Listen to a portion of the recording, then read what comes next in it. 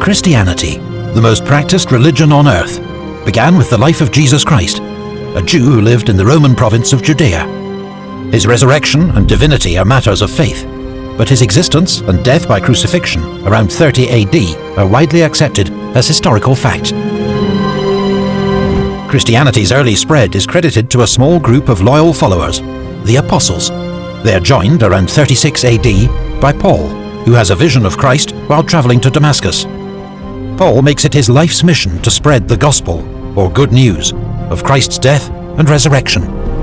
He is extremely successful, winning Christian converts around the Mediterranean and as far west as Italy. According to tradition, the Apostle Mark establishes a church in Alexandria around 42 AD, the origin of today's Coptic Orthodox Church.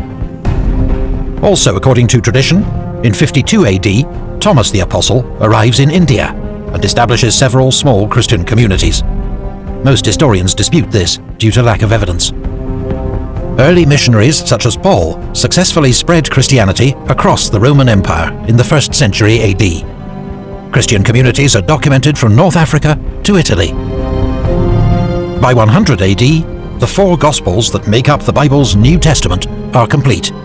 They form the foundation of Christianity to the present day. Christianity continues to spread in the Roman Empire and among its neighbours. Around 301, Armenian king Tiridates III converts to Christianity and proclaims it the state religion, making Armenia the world's oldest Christian country. Christians face persecution across the Roman Empire, where it is emperors who are considered divine. But in 312, according to Christian chroniclers, Roman Emperor Constantine experiences a Christian vision just before the Battle of Milvian Bridge. The following year, he passes the Edict of Milan, legalizing Christianity across the Roman Empire. In 325, he convenes the Council of Nicaea, the first of many formal church gatherings aimed at resolving theological disputes. An estimated 300 bishops attend the council, evidence of Christianity's early growth and organization. The council establishes the Nicene Creed, a statement of Christian faith still used today. Nevertheless, Christianity is fragmented, and numerous sects and doctrines flourish. Most disputes center on the precise nature of Christ and his relationship to God and the Trinity.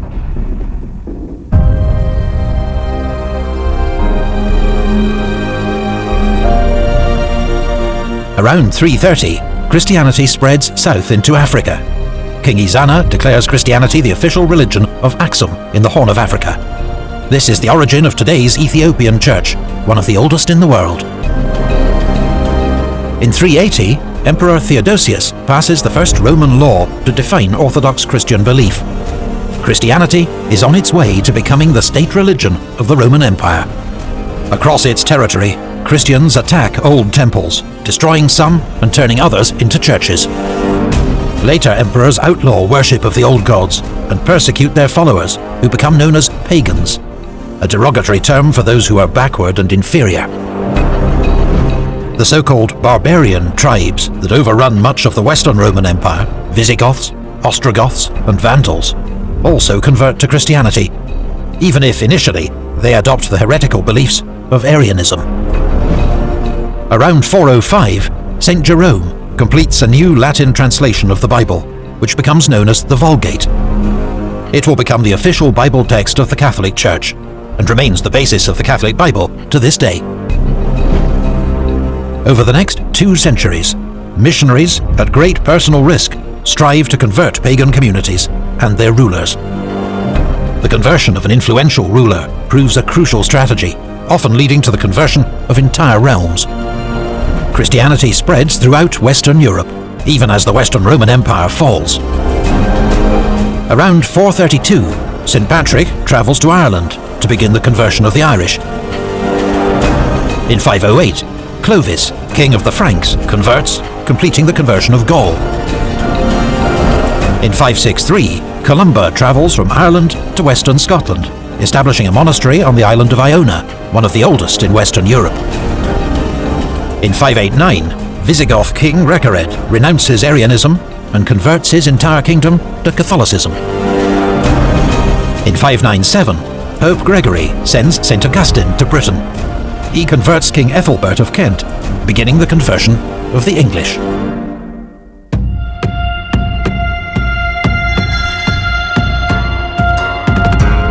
In 635, Alopen becomes the first known Christian missionary to reach China. Emperor Taizong of the Tang dynasty issues an edict allowing Christianity to spread. Missionaries build churches and translate Christian texts into Chinese. Christian theology mixes with existing traditions, adopting Taoist and Buddhist terminology. Meanwhile, Arab forces, proclaiming the new faith of Islam, conquer much of the Middle East and North Africa, and seize control of Christianity's most holy sites in Jerusalem. By 720, Muslim conquests extend as far as the Iberian Peninsula. However, most Islamic rulers tolerate Christianity in their lands, and though treated as second-class subjects, Christian communities endure. Medieval Europe has by now splintered into many kingdoms. Frankish King Charlemagne extends his rule across Francia, Bavaria, Saxony, and northern Spain. Wherever he conquers, he converts new subjects to Christianity, often at the point of a sword. In 800, he is crowned Holy Roman Emperor by the Pope, the first in an imperial line that lasts 1,000 years. Christianity continues to spread north and east, with the help of more royal conversions. In 965, King Harold Bluetooth of Denmark, followed by Duke Mieszko and Poland's leading nobility. Vladimir the Great, Grand Prince of Kiev, regarded as the founder of Christianity in Ukraine and Russia. King Olaf Tryggvason of Norway, who sends missionaries to Iceland and Greenland. King Stephen of Hungary. And King Olaf Hödkonen of Sweden, whose attempt to convert pagans meets fierce resistance. In 1054, tensions between the Greek Eastern Church, headed by the Patriarch in Constantinople, and the Latin Western Church, ruled by the Pope in Rome, lead to a split known as the Great Schism. The result is the formation of the Eastern Orthodox Church and the Roman Catholic Church. The Eastern Roman, or Byzantine, Empire is hard-pressed by the Seljuk Turks, and so in 1095, Pope Urban II calls for a crusade to aid the Byzantine Empire and reclaim the Holy Land for Christians. He promises forgiveness of sins to those who take part, and Catholic Christians sign up in droves. The success of the First Crusade leads to the establishment of several Christian states in the Levant. But within 200 years, all have fallen to Muslim neighbours. Christian rulers have more success in Iberia, rolling back the Muslim conquests of the 8th century. In Northern Europe, there are crusades against pagans in the Baltic and Finland. Meanwhile, Christianity continues to gain influence in the East. Papal legate John of Montecorvino crosses Armenia, Persia, and India to reach China, where in 1294 he becomes the first bishop of what will become Beijing. In 1386, Grand Duke Jogaila, the last pagan ruler of Lithuania, is baptized and begins converting his subjects. In 1453, the Ottoman Turks capture Constantinople, the center of the Eastern Orthodox Church. Constantinople had been considered the new Rome. With its fall, the Russian Orthodox Church claims Moscow as the third Rome, with a duty to protect all Orthodox Christians.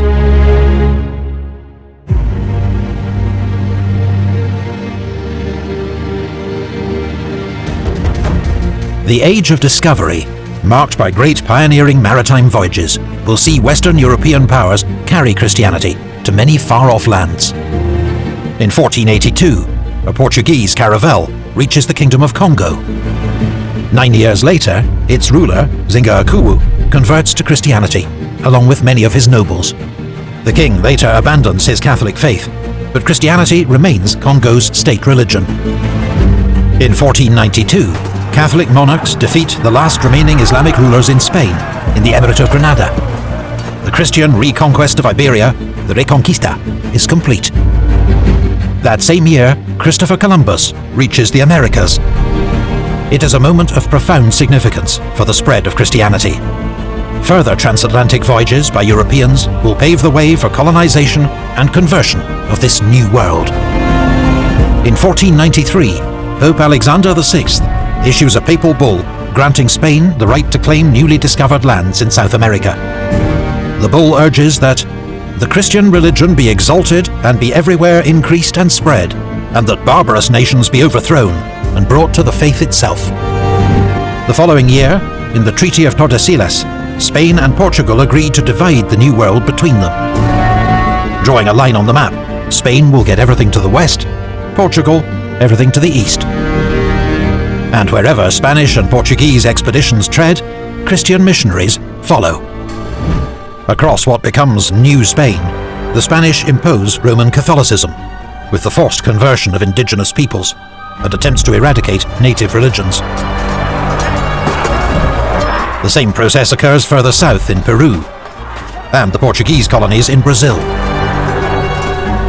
This era also marks the dawn of the transatlantic slave trade, as Europeans transport enslaved Africans to the Americas as forced labor.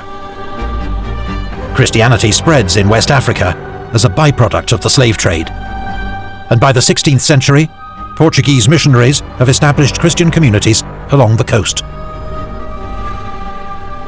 Meanwhile, in Europe, there is another major fracture of the Christian religion. In 1517, German priest Martin Luther launches a scathing attack on what he considers to be the corrupt practices of the Roman Catholic Church. His actions trigger the Protestant Reformation. Protestant demands for church reform spread rapidly, aided by Gutenberg's new printing press. They are taken up by several European rulers for a mix of political and spiritual motives. Protestantism takes hold in Northern Europe. In 1534, English King Henry VIII breaks with Rome and makes himself head of the Church of England. From its birth, Protestantism is divided amongst a bewildering number of sects and movements, from Calvinists and Lutherans to Baptists, Anabaptists, Moravian Brethren, Anglicans and Presbyterians. Yet Catholicism remains the dominant branch of Christianity. It will now travel to Southeast Asia, alongside Portuguese and Spanish commercial interests. Missionary Francis Xavier journeys across Asia as a representative of the Portuguese Empire. He lands in Goa in 1542, sails to Portuguese outposts in Indonesia in 1545, and reaches Japan in 1549, where Christianity gains many followers. In 1565, the Philippines becomes a Spanish colony and a hub for European trade. Catholic missionaries ensure Christianity is soon the dominant religion. In the early 1600s, Protestants from England and the Netherlands establish colonies along the North American coast. Many are Puritans, seeking religious freedom and the opportunity to build perfect Christian communities. Missionary John Eliot contacts native tribes in Massachusetts, and by 1663 he prints a Bible in their native language. But attempts at conversion have limited success. In the centuries ahead, it is the spread of European settlers that carries Christianity across the North American continent. By the end of the 18th century, Europeans have successfully embedded Christianity across the Americas. In both Britain and the future United States, this century sees several waves of religious revival, known as the Great Awakenings. These lead to the birth of the modern evangelical movement, with its emphasis on scripture and personal salvation.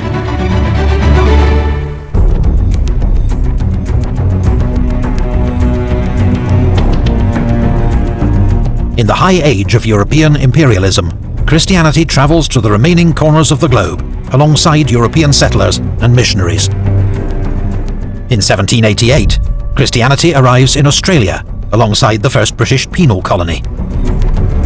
The London Missionary Society sends its first missionaries to eastern Polynesia in 1797. Missionary work is largely responsible for Christianity's spread across the islands of the South Pacific.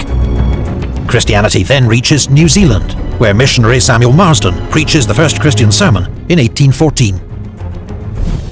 Christian missionaries spread their faith across India, among them the Baptist minister William Carey. Known as the father of modern missions, he translates the Bible into 7 Indian languages. but Christian missionaries are resented by many Hindus and Muslims. This anger contributes to the Great Indian Uprising against British rule in 1857. This is the age of heroic missionaries, men and women who embark on long and dangerous journeys to save souls in far-off lands. Scottish missionary David Livingstone is perhaps the most famous, the first European to reach many parts of Central Africa and to discover and name Victoria Falls. There are others, Adoniram and Anne Judson, who spent nearly 40 years as missionaries in Burma, and Mary Slessor in Nigeria, who learns the local language, Efik, to preach Christianity. In 1884, American Presbyterians arrive in Korea, bringing both Western medicine and Christianity. The new religion takes off. Today, nearly a third of South Koreans are Christian.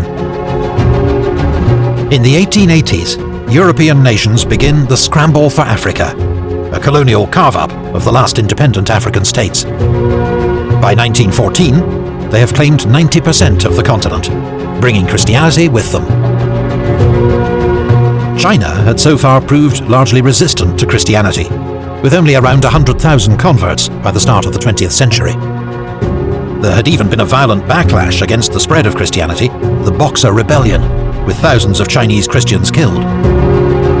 But extensive missionary work after 1900 leads to the construction of thousands of churches and around 4 million Chinese converts by 1945. In the 20th century, the rise of communism proves a major threat to Christianity and other religions. Communist governments in the Soviet Union and Central and Eastern Europe dismantle the church and suppress worship. But Christianity proves the more resilient doctrine. When those governments fall, Christian churches re-emerge with popular support. Even in communist China, there are today many millions of Christians, despite tight state regulation. For nearly 2,000 years, the impact of countless missionaries and colonizers has helped to spread the Christian religion across the globe. Today, there are 2.3 billion Christians, nearly a third of the world's population, living and worshipping in almost every country on earth. For those of the Christian faith, another faith, or none, it has incontrovertibly been the most astonishing historical journey.